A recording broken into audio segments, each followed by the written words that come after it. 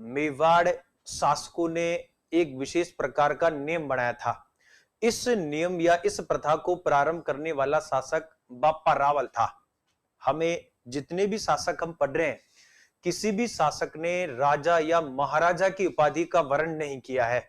आरंभ में ये रावल कहलाएंगे और रावल के बाद ये महाराणा कहलाएंगे। इसका कारण क्या था? क्योंकि बाप्पा रावल ने मेवाड़ का वास्तविक शासक घोषित किया था। किसे? एकलिंगनाथ जी को। और एकलिंगनाथ जी को ही मेवाड़ का वास्तविक शासक माना गया था। तो मेवाड़ के जो राज्य के आदेश हैं वो एकलिंगनाथ जी के नाम से ही जारी होते थे। यानी मान लीजिए अगर ये एक पत्र है, ये एक पत्र है, तो इसमें सबसे ऊपरी ऊपर एकलिंगनाथ जी का नाम लिखा जाता था।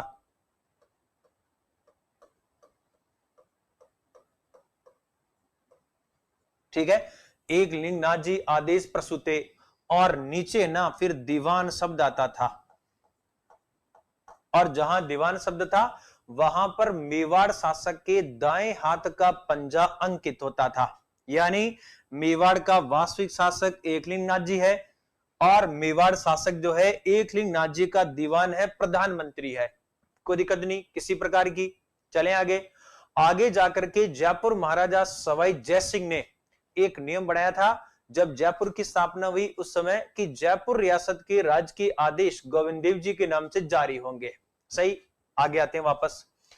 अब वास्तविक शासक एकलिंगनाथ जी है, तो वास्तविक शासक से अनुमति लिए बिना हम राजधानी को नहीं छोड़ सकते हैं। जिस प्रकार घर से निकलने से पूर्व हम माता से, पिता से, बड़े भाई साहब है तो उनसे अनुमति लेते हैं, और कई जो हैं अपनी महालक्ष्मी से भी अनुमति लेकर के आते होंगे, वो अलग चीज है, उसको पूछा करो दुष्टों, है ना। वापस आ जाते हैं तो तो एकलिंगनाथ जी की अनुमति लेने से पूर्व ये राजधानी को नहीं छोड़ सकते हैं।